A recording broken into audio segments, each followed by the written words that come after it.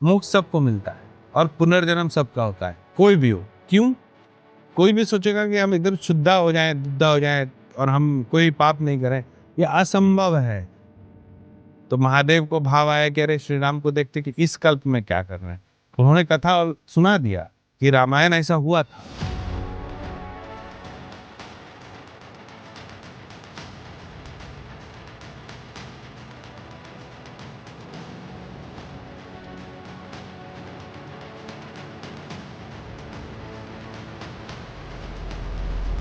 महादेव छुप करके जो है ना, ये लीला देख रहे थे, साथ में भगवती भी थी। तो भगवती ने पूछा कि ये कौन है? तो बोला यही राम है जो रोम रोम में बसते हैं, जिनकी मैं आराधना करता हूँ। तो भगवती ने बोला किसका आराधना आप कर रहे हैं? तो गणपति शुरू से उच्चिष्ट है। क्यों उच्चिष्ट है? आज भी जाकर के नाथों के, जब नाथों का भी जो है ना ये बनता है, क्या बोलते हैं, समाधि, वह कान लगाने पे, बहुत सारे नाथों के समाधि पे कान लगाने से अभी भी धड़कने सुनाई देती। कानिफनाथ जी पूरा गुस्सा आ गया कि तो एकदम गुरुजी मतलब बहुत अति परीक्षा हो गया ना, कि आप भेजे किसी के पास ज्ञान सीखने के लिए और वो बोल रहा है कि मल त्याग करिए और हम खा लेंगे। कानिफनाथ जी बोला छी, अविश्वास गुरु पे।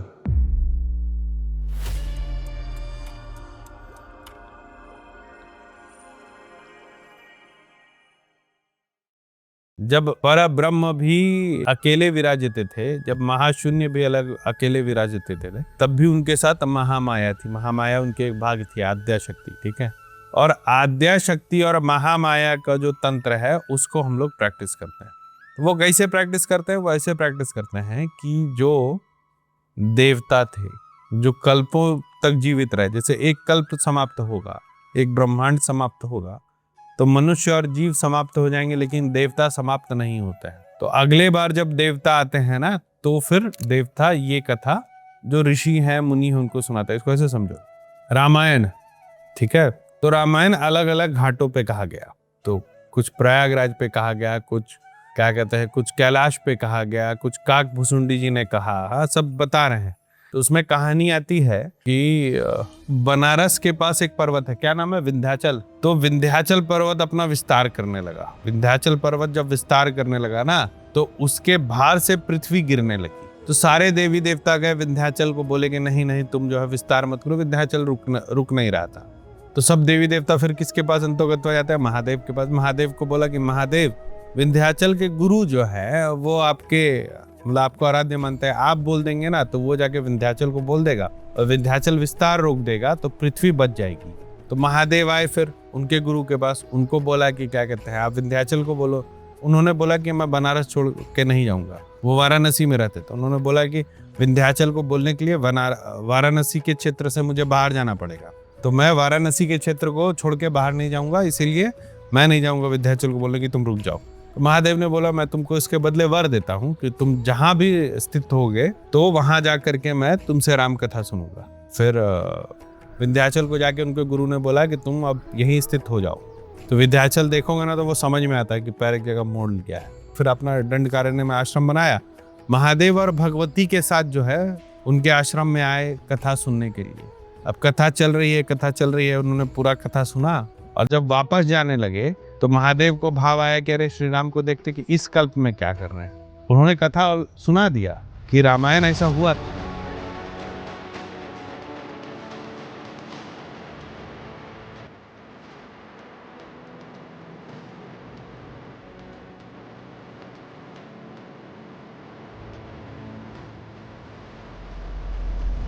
इस कल्प का रामायण भी चल रहा है साथ में। महादेव राम ने क्या किया ये सुन चुके हैं, और अभी राम क्या कर रहे हैं, वो अभी के राम अभी पृथ्वी पर विचरण कर रहे हैं। तो भगवती और महादेव जो है ना छुप करके देखने लगे। और उस समय क्या चल रहा था, तो दंडकारण्य में राम थे, और रावण जो था वो राम सीता जी को लेकर के जा चुका था। तो पूरे वियोग में जो है राम जी और लक्ष्मण जी भगवती को खोज रहे थे कि सीता कहीं दिख जाए। और महादेव छुप करके जो है ना ये लीला देख रहे थे, साथ में भगवती भी थी। तो भगवती ने पूछा कि ये कौन है? तो बोला यही राम है जो रोम रोम में बसते हैं, जिनकी मैं आराधना करता हूँ। तो भगवती ने बोला किसका आराधना आप कर रहे हैं? जो अपनी अर्धांगिनी के मोह में इतना मतलब पागल हो जाए, परेशान हो जाए, इसकी आराधना आप कर रहे हैं जो इतनी महामाया के मतलब चपेट में आ गया है। तो महामाया ही ना, जब देवता है तो महामाया के चपेट में नहीं आना चाहिए। तो बोला कि इतना ही महामाया के चपेट में आ चुके हैं कि भगवती मतलब इनकी धर्मपत्नी को कोई लेके गया, ही रो रहे हैं। ऐसा थोड़ी देवता होते हैं। आप मूर्ख बन रहे हैं महादेव को बोली कि हम जा रहे हैं टेस्ट लेने के लिए इनका। महादेव बोले नहीं तुम टेस्ट मत लो, सही में देवता है। नहीं आप गलत जानते हैं। हाँ, भगवती तो हमेशा भगवती रही ना, भगवती अपने महामाया हो। बोल रुको अब माया रस्ते है। भगवती क्या की कि भगवती सीता जी का स्वरूप ले ली और सीता जी का स्वरूप लेकर के राम के आगे आगे चलने लगी कि देखो जो रावण नहीं उठा के ले गया हम ही जा रहे हैं। राम और लक्ष्मण जो है आए भगवती के सामने, भगवती सीता के स्वरूप में थी और दंडवत हो गए कि आप हमारी माँ है। तो भगवती को बड़ा लज्जा हुआ कि क्या कहते हैं तो गलत कर दिया, हम चले गए क्या कहते हैं राम जी के सामने जो है सीता का जो है रूप धर करके। उसके बाद दुआई महादेव के पास और बोली कि देखो हम हमारे से गलती हो गई है, ये देवता ही है। लेकिन उसके बाद जो है ना पूरी कहानी बदल गई। देखो एक कहानी से दूसरा कहानी कैसे रिलेट करता है। जैसे तुम लोगों को हमने पहले एक कथा सुनाई जिसमें कि कामदेव को महादेव भस्म करेंगे ऐसा उनको श्राप लगा और फिर जो योग निद्रा है उनको जागृत किया गया कि वो महादेव से शादी करें। वो कहानी यहाँ आके मिलती है रामचरितमानस में। तो अब भगवती ने जब सीता का रूप धर लिया तो महादेव ने उनको माँ मान लिया।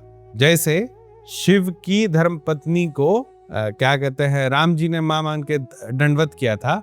अब क्योंकि ये नारायण की धर्मपत्नी हो गई थी तो महादेव ने दंडवत कर दिया कि तुम अब माँ हो, तुम्हारा हम अब जो है तुमको हम धर्मपत्नी के रूप में नहीं मान सकते हैं इसके आगे।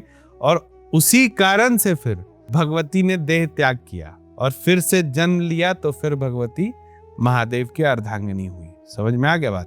तो इतना लंबा चौड़ा जो है सनातन धर्म है। समझ में आ रहा है? एक चीज दूसरे चीज से जुड़ा हुआ है। इसमें अगर तुम सोचोगे कि अगले 2 साल में 3 साल में हम सिद्ध महात्मा कहलाएंगे तो ऐसा नहीं होने वाला है। आप क्या कर सकते हैं अगले 2-3 सालों में, वो ये है कि आप कुछ मंत्रों को सिद्ध कर सकते हैं, आप अपने इष्ट को सिद्ध कर सकते हैं। गुरु की कृपा रही, गुरु मंत्र से आप जो लोग हैं उनका कुछ ना कुछ समस्या का समाधान कर पाएंगे। लेकिन साधना कोई ऐसा विषय नहीं है कि 1 साल या 10 साल में समाप्त हो जाए। ये निरंतर चलने वाली प्रक्रिया है। ये तब तक चलेगी जब तक आप जो है शरीर से मुक्त नहीं हो जाता है। मोक्ष भी नहीं चाहिए। क्या? मोक्ष भी नहीं चाहिए, ठीक है? मुक्ति चाहिए शरीर से। जितने नवनाथ हुए ना, हम लोग जैसे नाथ संप्रदाय का तंत्र करते हैं ना, कोई भी नवनाथ जो है वो मोक्ष प्राप्ति की बात नहीं कर रहा है, सब चैतन्य है। उन्होंने शरीर छोड़ दिया, वो आज भी जीवित है। हम लोग का कुल गुरु है चैतन्य कानिफनाथाय नमः। वो चैतन्य है, वो शरीर से मुक्त है, लेकिन वो आत्मा स्वरूप में आज भी हम लोगों के बीच में है। आज भी जब तुम उनका मंत्र करोगे ओम चैतन्य कानिफनाथाय नमः, तुमको आभास होगा कि हमारे पास है। या शिव गोरक्ष योगी का जाप करोगे तुमको आभास होगा गोरक्षनाथ जी। आज भी जाकर के नाथों के, जब नाथों का भी जो है ना ये बनता है, क्या बोलते हैं, समाधि, वहाँ कान लगाने पे बहुत सारे नाथों के समाधि पे कान लगाने से अभी भी धड़कने सुनाई देती। तो ये ध्यान रखना है कि लालच नहीं करेंगे मोक्ष हो जाएगा। मोक्ष सबका होता है, ये भी मिथ आज खत्म कर देते हैं। जो होता है ना कि हम जाप करेंगे पूजा करेंगे मोक्ष हो जाएगा, मोक्ष सबको मिलता है और पुनर्जन्म सबका होता है। कोई भी हो, कितना भी बड़ा धर्मात्मा हो उसका पुनर्जन्म होगा और कितना भी बड़ा पापी हो उसका मोक्ष होता है। ठीक है? क्यों? क्योंकि जब कल्प का अंत होता है, ठीक है, जब कल्प समाप्त होगा तो हर एक आत्मा का मोक्ष हो जाता है, हर एक आत्मा का। और जब कल्प शुरू होगा तो हर एक आत्मा फिर से जीवन लेगा। कोई डायनासोर बनेगा, कोई छिपकली बनेगा सब, आगे चल के मनुष्य बनेगा, है ना? क्योंकि ये कर्म है। तुम्हारे नजर में पुण्य पाप हो सकता है, सोसाइटी की नजर में पुण्य पाप हो सकता है, देवता की नजर में पुण्य पाप हो सकता है, लेकिन महाशून्य पर ब्रह्म के नजर में तुम सीख रहे हो कि गलत क्या है सही क्या है। जब बच्चा है, ठीक है, छोटा बच्चा है, वो जब चाय का कप देखता है तो उसको बड़ा उसको देख के फैसिनेशन होता है। वो जिस दिन उसमें उंगली डाल देता है उसको पता चलता तो वो उंगली नहीं डालना है। जब तक वो उस चाय के कप में उंगली नहीं डालेगा उसको थोड़ी पता चलेगा कि चाय के कप में उंगली नहीं डालना चाहिए। वैसे ही कर्म का खेल है। तो कोई भी सोचेगा कि हम एकदम शुद्धा हो जाएं, दुद्धा हो जाएं और हम कोई पाप नहीं करें, ये असंभव है। जीवन इसी का नाम है कि तुम गलती करो और सीखो, गलती को दोहराओ नहीं। समझ रहे हो? तो देवताओं को जब आप पुराण पढ़ेंगे तो आपको समझ में आएगा कि आप यहाँ पर परब्रह्म बन के नहीं आए हैं, आप यहाँ सीखने आए हैं। आप मनुष्य योनि से जब मुक्त होंगे तब आप जाएंगे देव योनि में, और देव योनि से फिर आपकी पर ब्रह्म की यात्रा हो जाएगी, लेकिन फिर वापस आएंगे, फिर वही कीड़ा मकोड़ा बन के आएंगे अगले कल्प में। समझ रहे हैं? अब क्या है, अब जैसे हम लोग कुल गुरु हैं, ठीक है, कौन है कुल गुरु? चैतन्य, कानिफनाथ।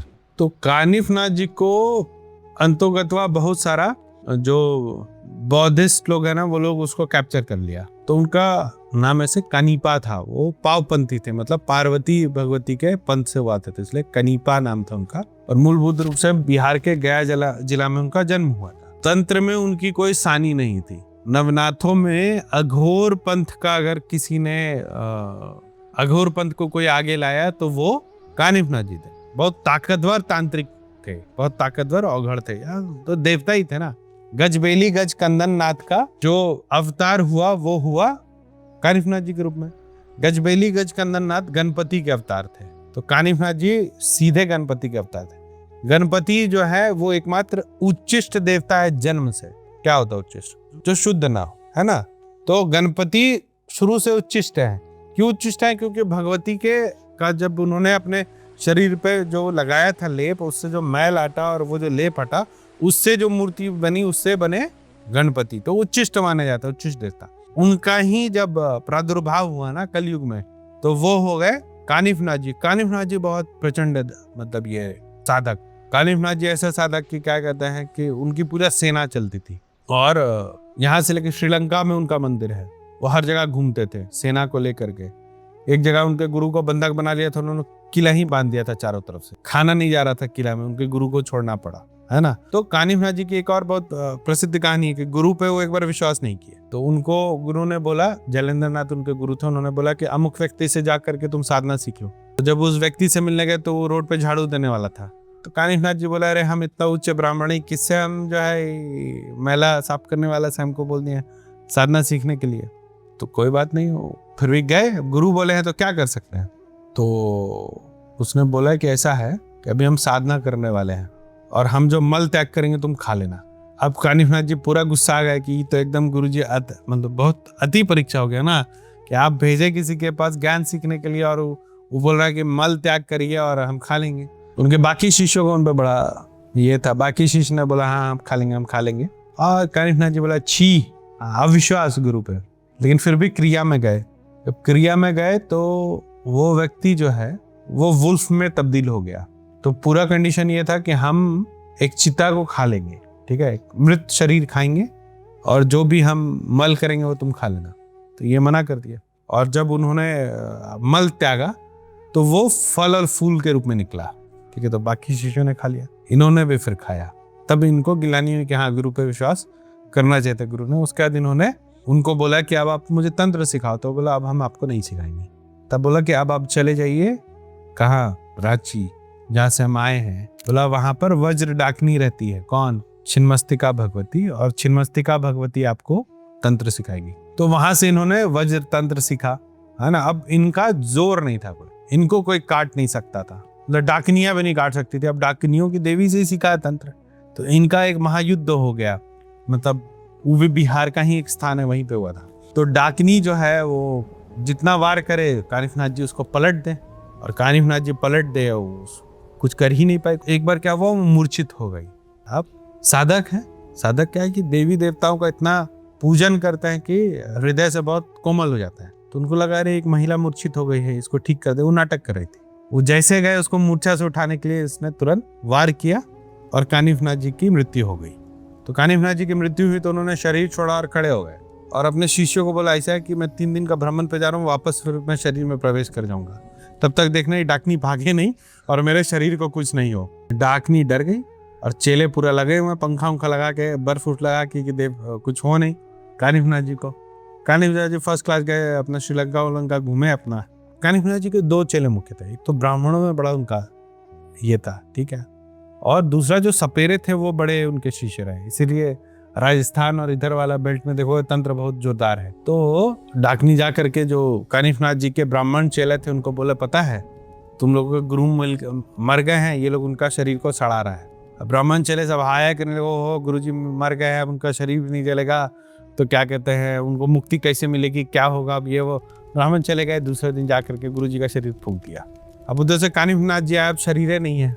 तब से कानिफनाथ जी जो है वो चैतन्य हो गए, मतलब बिना शरीर के वो आज भी भ्रमण करते। उसी तरीके से नाथ लोगों ने इस चीज को माना कि मोक्ष जैसा कुछ नहीं होता, शरीर से मुक्ति होती है। तो ये जो सैद्धांतिक रूप से हम लोगों को समझना होगा, मिथ्या चीजों को जीवन से निकाल देना होगा, मिथ्या टारगेट को जीवन से निकाल देना होगा।